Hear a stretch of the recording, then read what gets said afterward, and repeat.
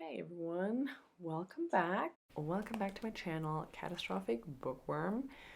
I didn't do any other videos really last year, but that's okay. I'm gonna do another book wrap up for 2024. So happy 2025, everyone, by the way. This time, I think I'm gonna do it a little different than last year. I'm still gonna do 2 videos because I feel like it's kind of fun to have both an English and German version. And if I have the time, whatever, why the hell not? So I'm gonna go not through every book that I've read, but only like for every month I'll pick one, sometimes two books that were like the best of that month. I read a total of 52 books this year, so one book per week. Pretty good ratio, I'd say.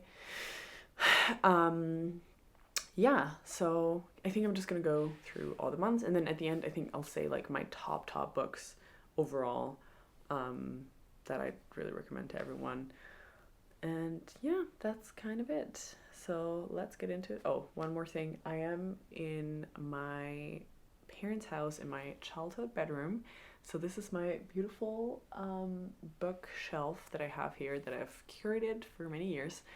Um, so enjoy the view because I'm gonna go back to the US literally tomorrow. So this is the last time you'll see this. Yeah, but I thought if I'm still here, I need to use this as like a backdrop because it looks really nice. Yeah, I think if I do make another video in the US, it's gonna be with an uglier background, sadly. But I do not have as many books, and yeah, definitely not as many as this. Because I've been collecting these since I was like 9, probably. Yeah, so anyways, that's it. Let's just jump into all the books that I read this year. Number one, no, not number one, January. So, January, I read a bunch of books that were like okay ish, and my top book is still not that great. It's Crescent City, the third book, which came out in January, so I had to read it immediately, of course. I've waited for that book for a while now, and it's kind of sad because I really, really love Crescent City 1. I've said this in my first video. I think it's one of like Sarah J. Maas's best work, and I think ever since she got so crazy popular, um, her writing has been declining, and I can't believe the person that wrote the first Crescent City book also wrote the second and third. The third, don't get me wrong, it's like it's fine, it's still interesting. There's a lot of plot happening, but I feel like the setup that we got in the first book, it's just like the third book doesn't live up to it. Um, so that's kind of sad. I still, yeah, anyway, I still read it, but I think the first one can be a standalone and like it's perfect, and you don't need the second or the third book, my opinion. February, I have The Very Secret Society of Irregular Witches, very long title. I love this book. It's so cute, so wholesome. It's about this witch that gets hired to like nanny these other 3 like witches, but they're all children, and they don't have like any other witch that can help them like develop as a witch. So she gets hired to teach them magic, etc. And it's just like very cozy magic. It's super wholesome, found family. Yeah, it's just really lovely. Has a little bit of romance, but I think it's mostly about like, yeah, the found family and the just coziness. There's not really, I mean, there's like some conflict, but it gets resolved pretty easily. It's just very chill and cute. So if you need like a feel-good story, definitely read A Very Secret Society of Irregular Witches. One thing for January, I also read Bloodmarked, which is the second book in the what is it? Legendborn Cycle trilogy. I think it's gonna be a trilogy. The next, I think the third one is coming out 2025. So something to look forward to. But this is also, it's really good. I just want to show that I have the signed version, signed by Tracy Deonn.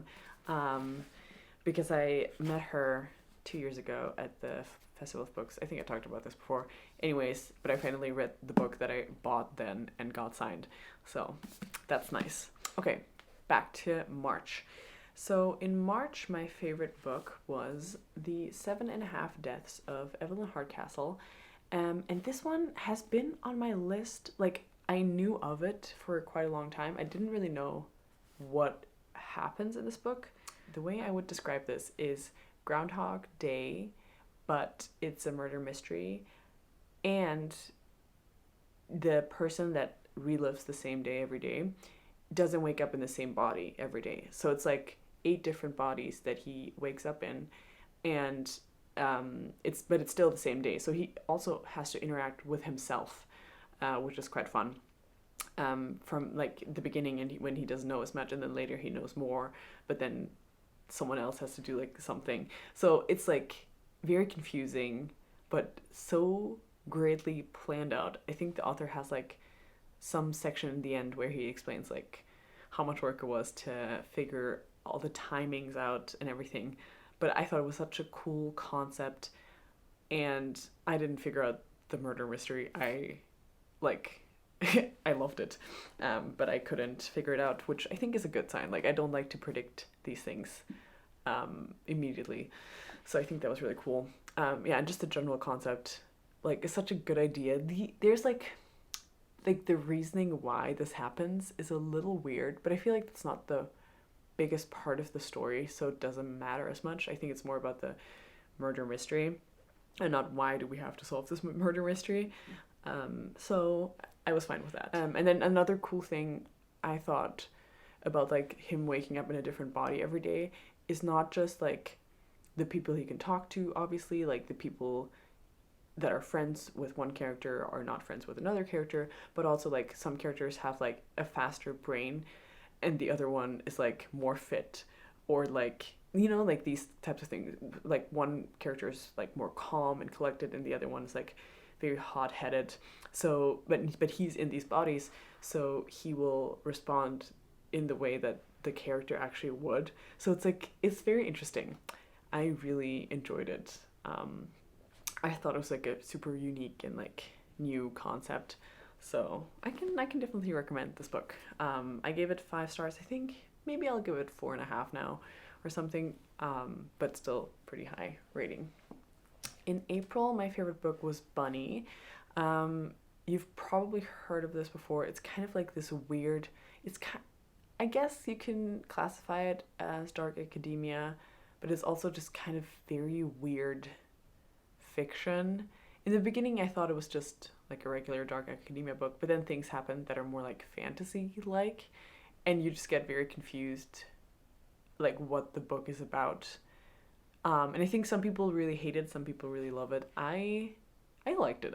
I thought about this book a lot after I had finished it, because there's like a big reveal, and you like question a lot about the book afterwards, without like, I don't want to spoil too much, but yeah, it's really interesting and you're just confused a lot of the time. But I thought it was worth it. I enjoyed it. It was quite fun. In May, I'd say my favorite one was Word Slut.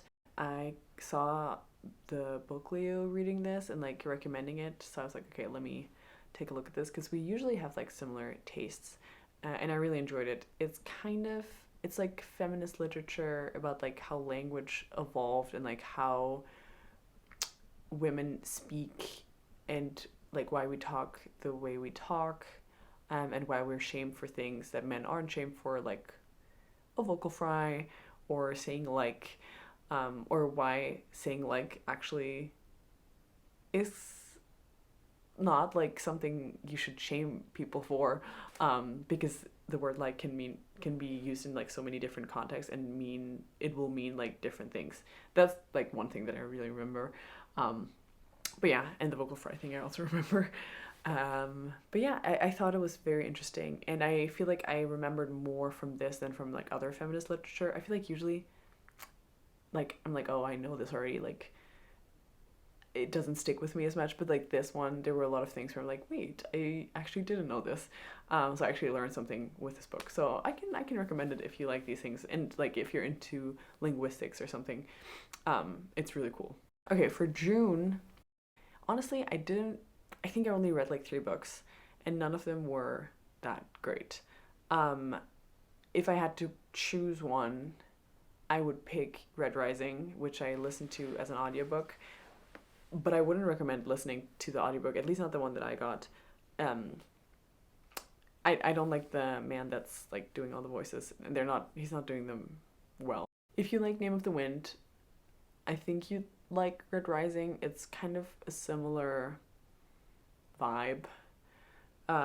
Basically, it's about this like red boy, because they have like different, it's like a caste system, so they have like the reds, the pinks, the golds, whatever, all these different like colors.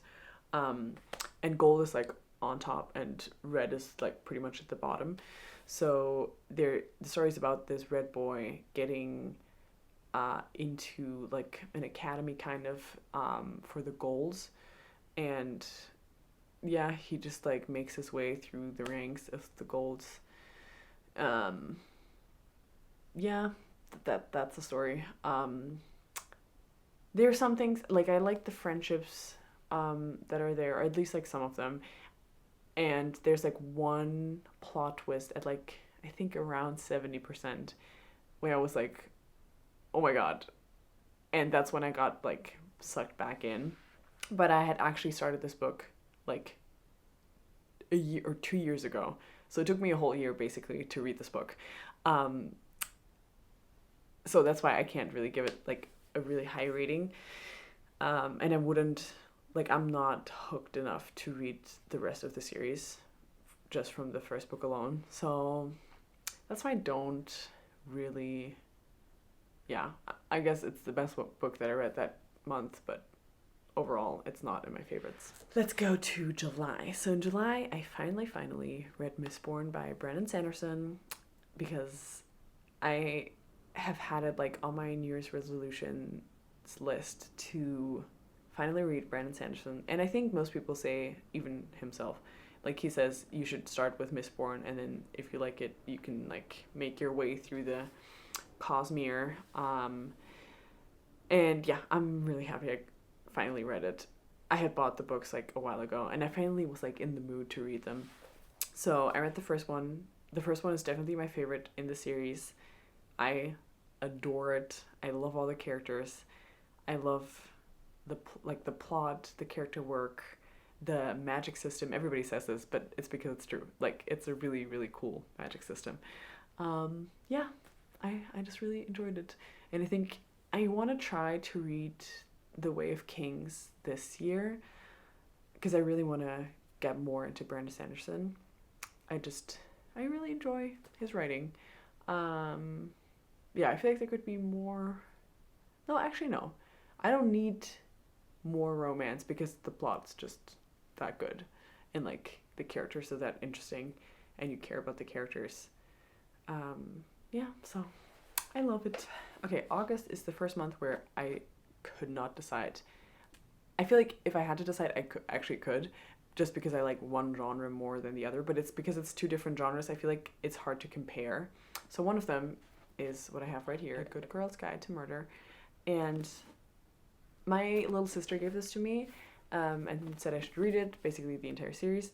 And I'm so glad she did.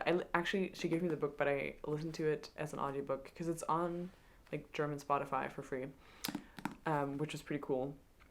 So yeah, I think it's like a 9 or 10 hour audiobook, and I listened to it in like one day because I was so hooked. They have the series on, I think it's Hulu, I don't know. But don't watch that. This is so much better. The book is so much better, and I say this about almost everything, but the book is so much better. They're cutting a lot of things in the show which don't make sense, or like they created new plot lines, and no, I didn't like it. But the book, really really good.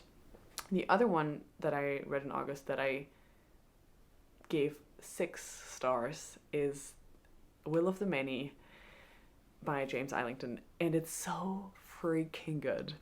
I cannot describe, like, this is my favorite book that I read this year. I absolutely love it. And people say it's like, I mean, I see how it is like Red Rising and like Name of the Wind, but I love Will of the Many so much more than both of those, especially more than Red Rising, even though it's like a very similar story because it's about this boy that comes from like a lower caste that gets introduced to the academy of the basically highest caste, and has to make his way through there and like spy on them, all these things. But it's just so much better. The main character is just more likable, even though they're both like arrogant and like they immediately can do anything. Like they're good fighters, they're super smart, all these things. It's like the male Mary Sue. I don't know, what do you call them? Like Gary Stu or something. Anyways, they're very capable and maybe too much to be like realistic.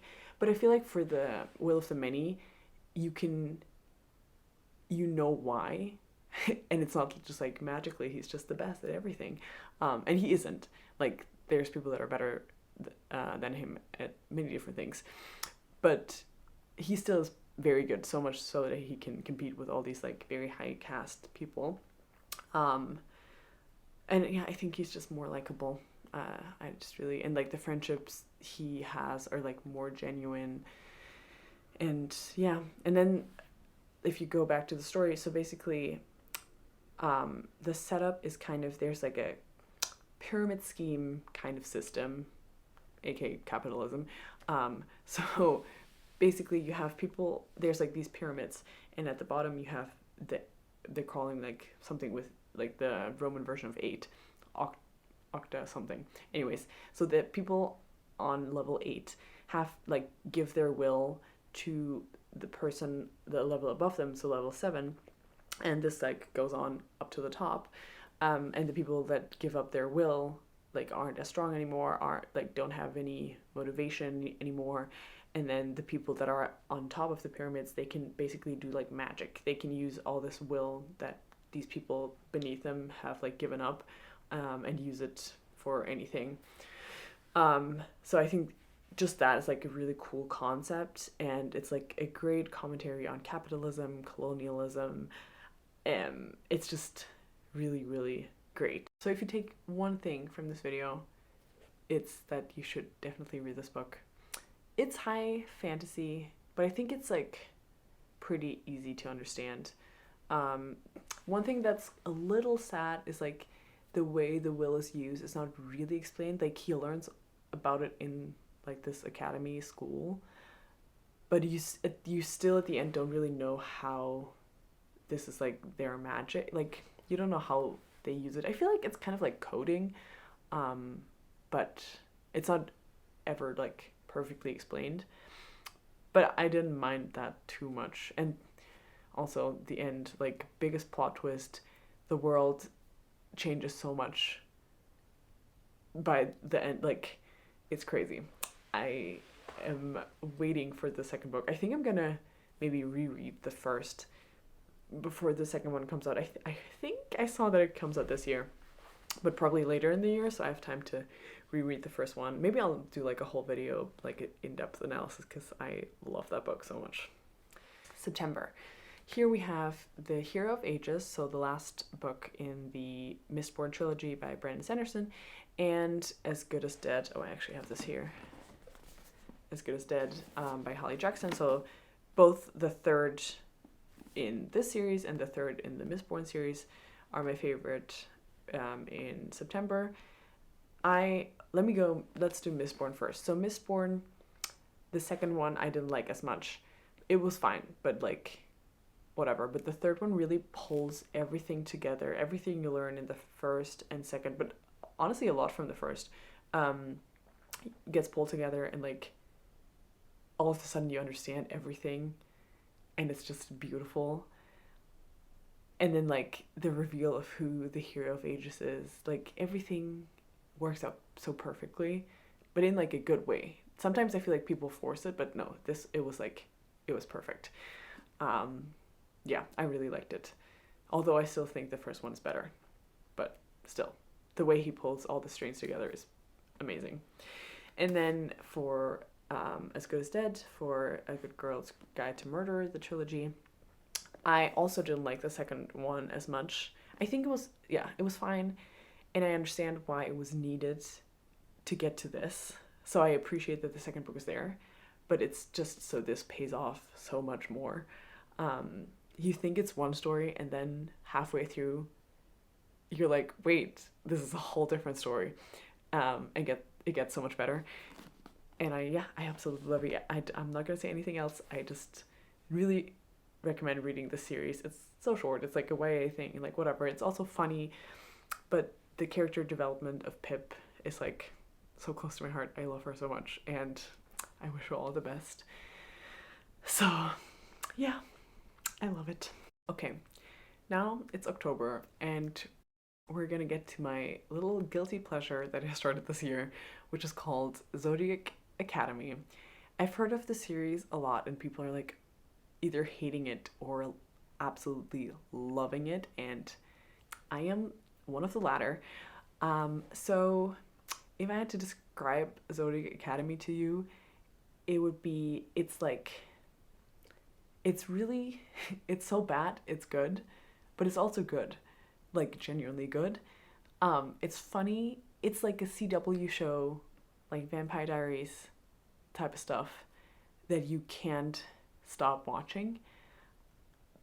Like it was cracked to me. I honestly like I listened to the first one, and then I immediately got the second one, and I read it within one day. I could not stop. I read the third one, and then luckily I was able to stop because it was becoming honestly like like I was only reading and thinking about the series, and I haven't had that in really. Even though I read like really good books this year, like Will of the Many is so much better than Zodiac Academy, but it still didn't give me that feeling. Um, so yeah, be careful if you have any like exams coming up or anything. Maybe don't start the series. Maybe wait after you're done. But yeah, if you like those types of things, like the Vampire Diaries, cringy, cliche, like everything's predictable, everyone's hot, like that type of stuff, go ahead and try it. So I'd say like the second and third are my well, I only have read up until the third. But yeah, the first one is like still very cringy, and like I was a little taken aback. But then the second and third, it gets really good, I think. And then there's like this theory of like what you should read first, because you have like Zodiac Academy, I think is like a 9-book series, but then you also have a prequel, which is like something about Fae. The title is something with Fae. And then you have a sequel, and then you also have like novellas in between. So there's like this whole discussion about like in which order you should read them. It's kind of like Throne of Glass, but like way more complicated. So I listened to like one creator, and I don't remember who it was, but she said you should read the first 3 first of Zodiac Academy, then you read the whole prequel, then you go back to Zodiac Academy, and there's like a whole system. So I listened to her because she said it pays off if you read the prequel after the first 3. So that's what I'm gonna do. Well, that's what I've been doing. I've read all the ones for the Fae series except the last one, and I have to say that really pulled me out. Like I don't like that series. Maybe it's because it's a reverse harem, and I have never read one, and I'm realizing why I've never read one. Like I just don't like that type of romance, I think. And like to each their own. I'm still going through it, and like sometimes it's better. Like the plot is still good. It's just like getting dragged out so much. I feel like you could put all the plot in one book, and you'd be fine. But there's a lot of other things that are happening, which are not important at all. So that's why I don't like that series as much as not anywhere close to Zodiac Academy. So I'm excited to get back into Zodiac Academy once I'm finally done with the Fae thing. So yeah, but I think I can definitely, if like I think if you would like something like Zodiac Academy. I wasn't entirely sure, but I was like, I think I might really like it, and I was right. So if you have a feeling that you might like it, I think he probably will. If you think, oh my god, that sounds horrible and terrible, it's like, I mean, yeah, there's like vampires, werewolves, sirens, like all these creatures.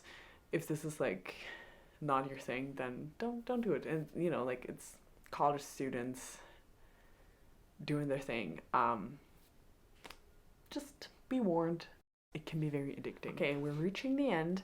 November. For November, my favorite one was Forget Me Not, the third book. So Vergiss mich nicht is the original German name. And yeah, I love Kerstin Gier. She's such a funny author. I love all her series. Ruby Red is still my favorite, then Silver, and then the new one, Vergiss mich nicht. Or Forget Me Not, I think is. I don't know if. I think they are translated. Maybe not the last one yet, but I think definitely Ruby Red. There's a English translation. Yeah, I really enjoyed it. I think it was a good end to the series. I honestly forgot a lot about what happened in the first two books, but it was fine. Like, I survived. There were so many funny Catholic references, and like as someone that was raised Catholic, like I was laughing so much. I thought it was hilarious. Okay, and then finally, December, I read Funny Story by Emily Henry. I'm honestly becoming such a big Emily Henry fan. The first one that I read was Book Lovers, which I really didn't like. So then I was like, oh, maybe this is just not, like, I just don't like this author. But then I read Happy Place, which I really liked. And then I finally read Funny Story, which is like the newest one. And I really, really like it. I love it. I think Funny Story is my favorite one so far. But I would definitely want to read People We Meet on Vacation and Beach Read. Let me know which one of like all her books you like the most. But so far this is my favorite. Then Happy Place, and then the last one is Book Lovers. But I know everybody has like a different thing. I really just like the premise already. Like her fiance runs off with his best friend, so she has to live with the boyfriend of her fiance's best friend, if that makes sense. And then they get together, spoiler alert, but I feel like that's pretty obvious. But yeah, it's such a cute story. It's like small town vibes, which is cute. I feel like the characters are so real and not like I feel like a lot of romance books are very bland. Like, at least the characters are bland, and then you just have like a bunch of tropes thrown in there, and you're like, oh, there you go, that's a book. But this is like, it feels like real characters. They have personality traits, they have like interests and things they don't like, and they feel like real people, which I think is really important and why I like Emily Henry's book so much. Yeah, that's the book wrap up for 2024. We'll see if I make any other videos other than these wrap ups, but I feel like I like those. Those are definitely something that I'll do continuously now. I think that like doing one a month is easier and doesn't take as much time. So I think I'll do that going forward. Just to wrap up, like my top 5, or I guess top 7 best books / series are: number 1, Will of the Many. Absolute, like, can't get enough of it. Then we have Mistborn, the trilogy, especially the first and last one. And then also A Good Girl's Guide to Murder, also the first and the last one. I think those were like my favorite books of the year. But there are other ones that are really good. If you are interested in like what else I read this year, definitely check out my Instagram. Yeah. I post about like every book that I've read and give it like a rating and a little bit of a summary / like how I felt about character work, etc. So if you're interested in more details, then definitely check that out. And otherwise,